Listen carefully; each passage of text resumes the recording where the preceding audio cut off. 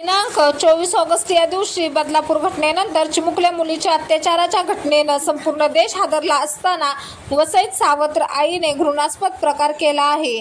घरातील कामं करीत नसल्याने 2 चिमुकल्यांना मारहाण केली. तसेच एका 7 वर्षाच्या मुलाच्या गुप्तांगावर गरम चाकूने चटके देत अत्याचार केल्याची घटना उघड झाली आहे. या घटनेमुळे राहत्या घरात सुद्धा चिमुकल्या मुलं सुरक्षित नसल्याचं दिसून येत आहे. नेहा असे आरोपी सावत्र आईचे नाव आहे.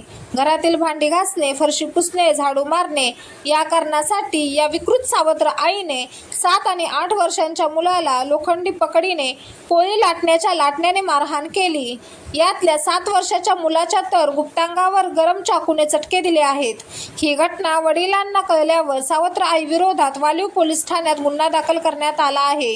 शाळेसह आता राहत्या घरातही अल्पवयीन मुलं सुरक्षित नसल्याचे वसईच्या वालीव येथील घटनेवरून स्पष्ट झाले आहे.